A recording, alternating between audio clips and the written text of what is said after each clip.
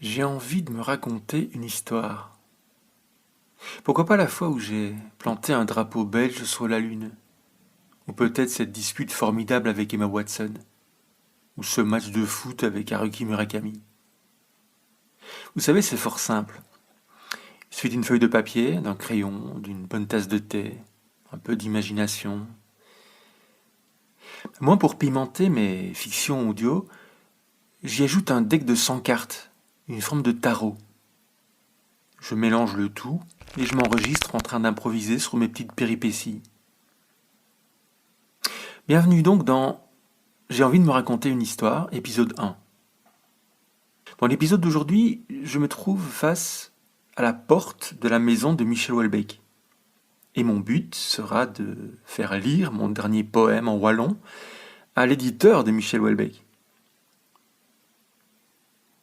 Les personnages non-joueurs supposés de cette histoire sont Michel Houellebecq, la femme de Michel Houellebecq, le chien de Michel Houellebecq et l'éditeur de Michel Houellebecq.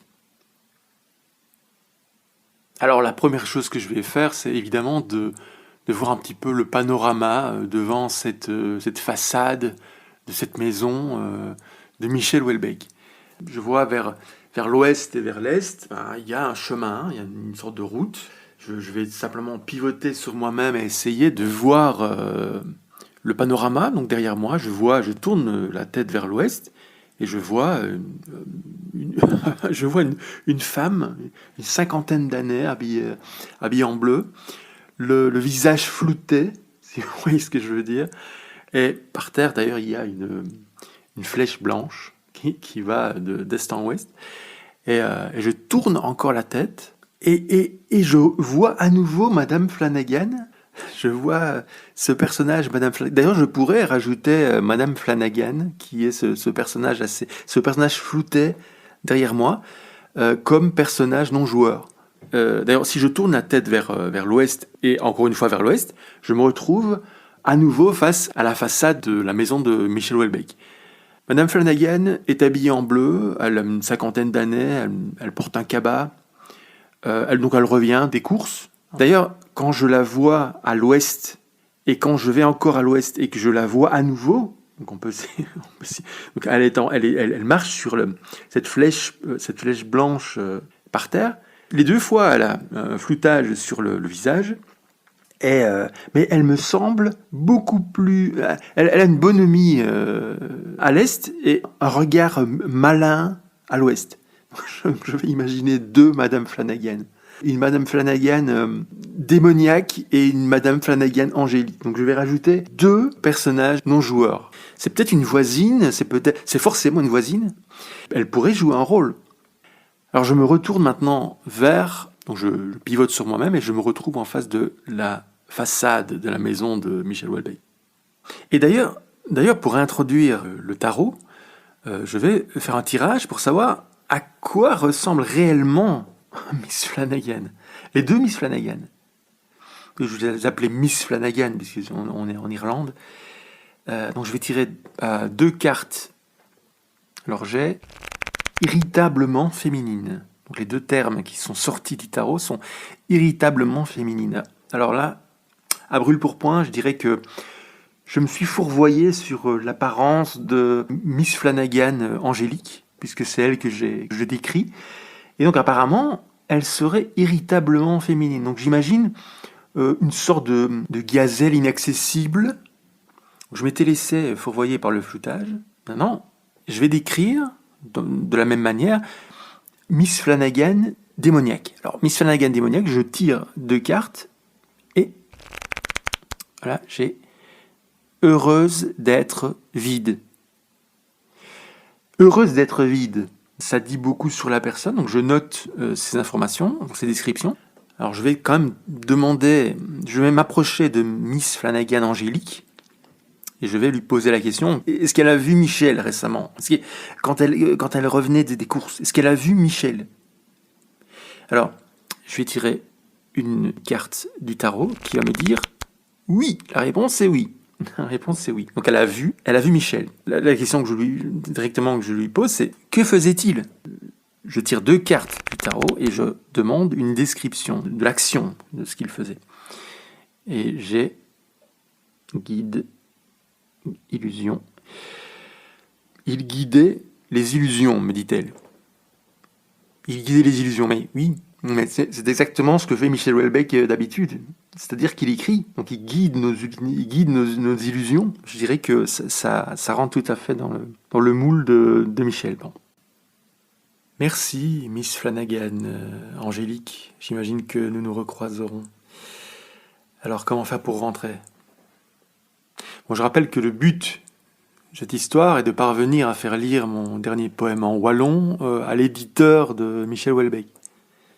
Et évidemment, rencontrer Michel Houellebecq est aussi une mission. C'est un moyen d'y arriver. Et d'ailleurs, puisqu'on est dans une fiction, pourquoi ne pas essayer d'imaginer l'aspect de la porte d'entrée de l'écrivain ? Tout est permis. La première question que je pourrais poser, c'est tout simplement de savoir si la porte est ouverte. Alors je vais demander au tarot de me dire si la porte est ouverte. C'est hautement improbable. Et donc je vais appliquer une probabilité de -4. Je vais donc tirer 4 cartes au tarot. Et déjà la première est non. Donc la réponse est non. La porte est bien sûr fermée. Alors admirons-la. Délirons, faisons un pas en arrière, laissons le tarot nous la décrire, cette porte. Je vais tirer 2 cartes. La première me dit rapidement, la seconde me dit sans faille. Au moins c'est clair. Donc un simple coup d'œil nous apprend qu'il n'y a aucun moyen de forcer la porte. Elle est rapidement à nos yeux sans faille. Il faudra trouver un autre moyen de pénétrer dans la maison de Michel Houellebecq. Mon action sera donc toute simple, sonner à la porte. Et cela mettra un terme à la première scène de cette histoire. Je dois simplement évaluer la probabilité pour que quelqu'un ouvre la porte. Et de mon point de vue, j'estime la probabilité pour que quelqu'un ouvre la porte à -3. Par contre, que quelqu'un décroche l'interphone, ça me semble être du 50-50, c'est-à-dire une probabilité de 1. Et je vais opter pour cette possibilité. Donc je sonne à la porte. Je tire une carte pour savoir si quelqu'un répond à l'interphone. Et la réponse est oui. Quelqu'un décroche et me demande qui je suis. Alors je vais demander au tarot si c'est Michel Houellebecq qui répond. Et je pense que la probabilité est de -3. -3, ça correspond à très improbable. Vous voyez. Je tire une carte. Non. Ce n'est pas Michel qui répond à son propre interphone. Alors, est-ce que c'est l'aide ménagère ? C'est plutôt une probabilité positive, donc je dirais +2. Je tire 2 cartes, et c'est oui. C'est donc l'aide ménagère de Michel Houellebecq qui me répond. Elle me demande qui est là ? Je réponds bonjour madame, est-ce que monsieur Houellebecq est là ? Elle me demande c'est pourquoi ? Je dis je voudrais que monsieur Houellebecq lise mon superbe poème et m'introduise dans le métier, m'introduise à son éditeur. Alors que répond l'aide ménagère ?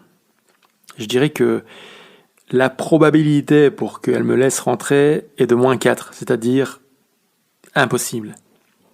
Même s'il reste une possibilité, il y a toujours une possibilité. De toute manière, après la première carte, c'est non. Donc elle ne me laisse pas rentrer. Alors quoi ? En tout cas, la première scène, la scène 1, s'achève ainsi. J'ai sonné à la porte et je suis toujours dehors. On se retrouve donc pour la scène numéro 2. Au début d'une scène, on doit faire 2 choses. D'abord, on doit se demander si la scène précédente a été un succès ou un échec. Ici, je suis seul devant la porte, je ne suis pas parvenu à rentrer, donc c'est un échec. Dans le cas d'un échec, on augmente le facteur de chaos. Il passe donc de 5 à 6. Les événements nous échappent d'autant plus. Le monde devient grosso modo 10% plus étrange.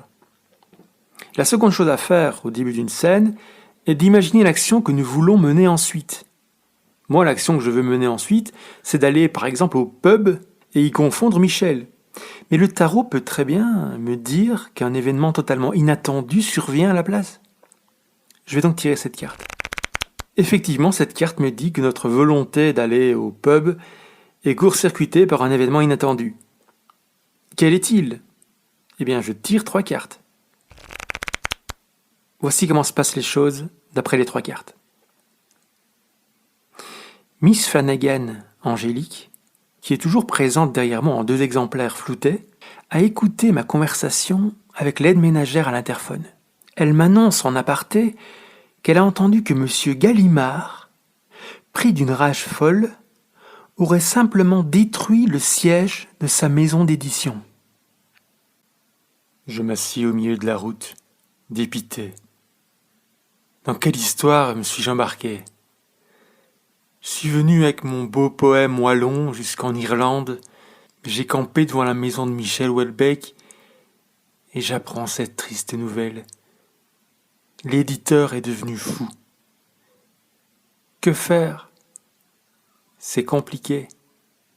Je pourrais simplement décider de changer mon but final et de simplement espérer que Michel publie dans une autre maison d'édition mon poème wallon. C'est un très beau poème après tout.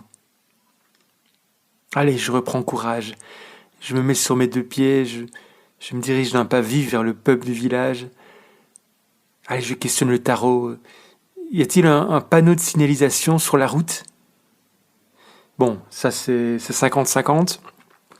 Donc, probabilité 1, je tire. La réponse c'est non. Je peux aller vers l'est ou vers l'ouest. Je pense que dans les 2 cas, Miss Flanagan m'accompagnera avec son cabas, le visage flouté. Je pense que la voiture Google Maps l'a suivie sur les 15 km d'ici à la ville voisine. Je choisis d'aller vers l'ouest. Miss Flanagan est toujours là. Je lui demande où se trouve le pub. Elle me dit de la suivre, qu'elle s'y rendait justement le jour où la Google Car la suivait. Je pourrais poser d'autres questions à Miss Flanagan, mais je me contente de marcher sur les flèches au sol, en direction de l'ouest. Au bout d'un énième morphing, je vois apparaître une chaumière tout à fait dans le style britannique, duquel pend l'enseigne d'une auberge. Je rentre. Et nous voici à la scène 3. Comme toujours, 2 questions. D'abord, est-ce que la scène précédente a été un succès ? Écoutez, M. Gallimard a tourné chocolat. Qu'est-ce que tu veux que je te dise ? C'est un échec. Donc, le facteur de chaos augmente. Il passe de 6 à 7. La seconde question, c'est de savoir ce que je veux faire maintenant que je suis rentré dans le pub. Eh bien, je veux boire un bon cidre, je suppose, et peut-être regarder si Michel n'est pas là. Je compulse le tarot pour voir si la scène est interrompue par un fait inattendu, puisque je débute une nouvelle scène.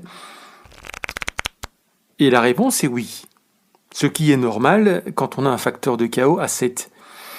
Cette interruption me propose 3 cartes. Il s'agit d'un acte d'un personnage non-joueur, exactement comme la fois précédente. Et la phrase est « Ne tolère pas le portail ». Je vais voir quel est ce personnage non-joueur.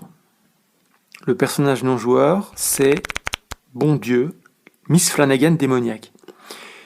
Le tarot est assez clair, et les choses se passent ainsi, selon les 3 cartes. La version démoniaque de Miss Flanagan, probablement bannie à vie du pub, décide d'exploser à la porte d'entrée, provoquant un mouvement de foule. Elle se retrouve au milieu du pub, toise le barman que j'ajoute d'ailleurs en personnage non-joueur, et Miss Flanagan exige une bière belge. Le barman mouille les couches, il n'a jamais entendu parler d'une bière qui serait belge. Et là, Miss Flanagan envoie tout baldinguer. Les verres qui sont restés sur le comptoir, poubelle. Dans la panique générale, je tente de voir si Michel est dans le pub, et je mets une probabilité négative, vu le foutoir général, je vais mettre la probabilité à -2.